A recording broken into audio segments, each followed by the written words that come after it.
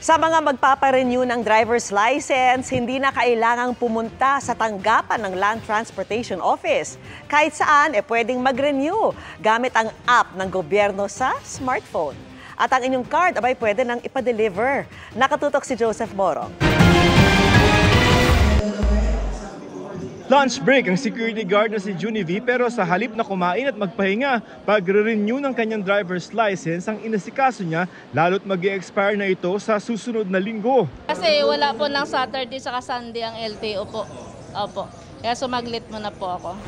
Kung magre-renew kayo ng inyong driver's license, halimbawa dito sa Quezon City Licensing Office, first step nyo dito sa pre-evaluation, titingnan kung tama at kumpleto yung inyong mga dokumento na dala, at kasunod niyan ay dito na kayo sa isa pang opisina kung saan bibigyan kayo ng queuing number, at dito na rin kayo mag-e-exam at aabangan nyo na kung mabibigyan kayo ng inyong lisensya.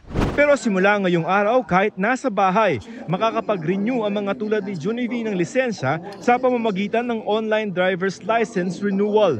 Makikita yan sa eGov.ph app na pwedeng ma-download sa mga smartphones.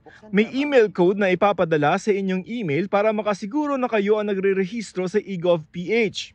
Puntahan ang NGA o National Government Agency at hanapin ang LTO at ang online driver's renewal sa kasunod na page nito. Doon i-upload ang inyong driver's license na mag-i-expire na. Online na lahat, kahit ang medical examination at online driver's examination. Ito yung eye exam at yung iyong hearing exam. No, online lang din yan.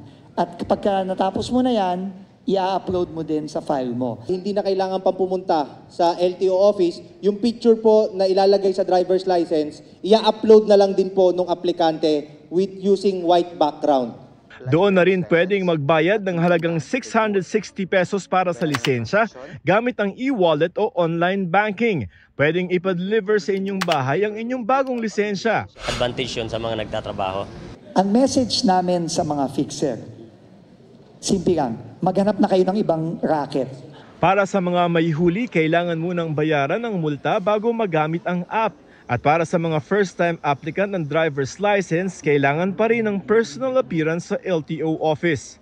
Para sa GMA Integrated News, Joseph Morong, Nakatutok 24 Oras.